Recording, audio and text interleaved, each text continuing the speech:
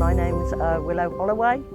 I'm a director of Autistic UK, who are one of the organisations that are members of EUCAP, and my role today was facilitating the workshop on AI and the rights of autistic people.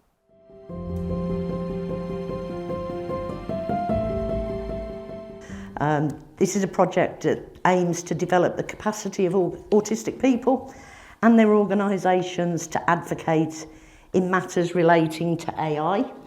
And it started in 2023. So year 3 is focused on deepening the collaborations that have already been developed, and that looks at partnering with academia and technology developers, and really strengthening links with researchers so that we can start to shape ethical AI.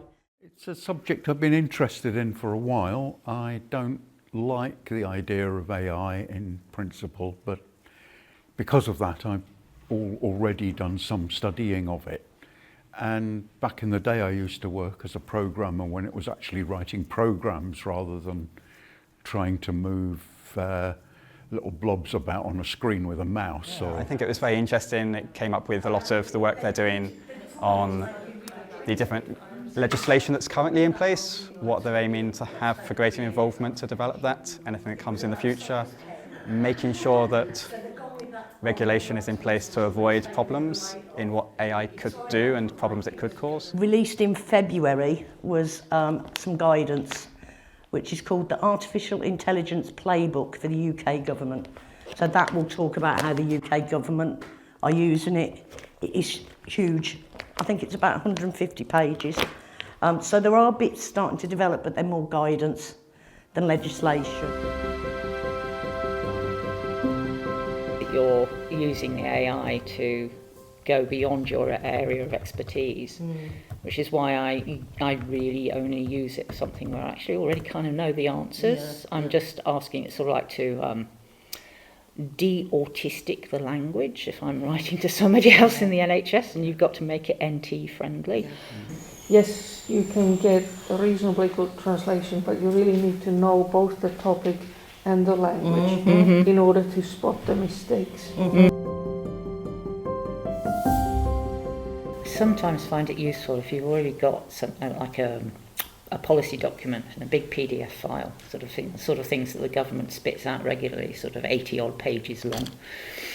And you just go, can you summarise this for me? And you just whack the whole thing into it, and it sits there and churns away for about 30 seconds and comes out with a half A4 size summary.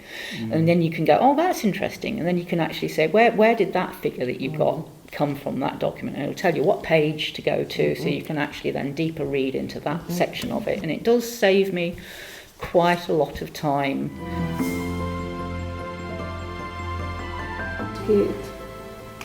How can I ensure that you are not biased? So what does the AI say?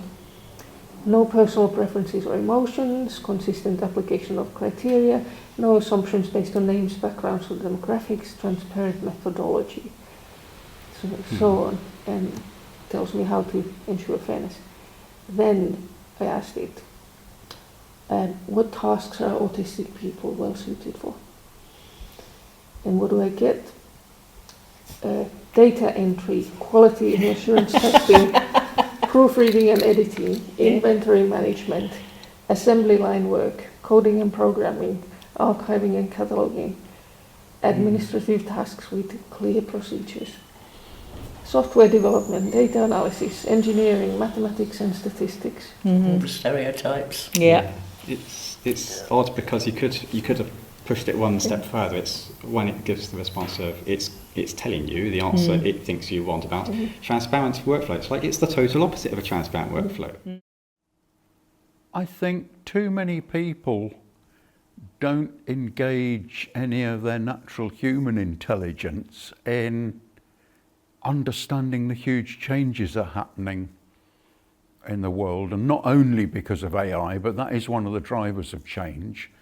And I'd make the same comment about people not thinking about rights of autistic people. Sustaining the impact so that the findings and the tools that have been developed will live on through EUCAP's work after the project's finished. and they want to provide continued support for autistic-led AI advocacy beyond 2025, because that's really important.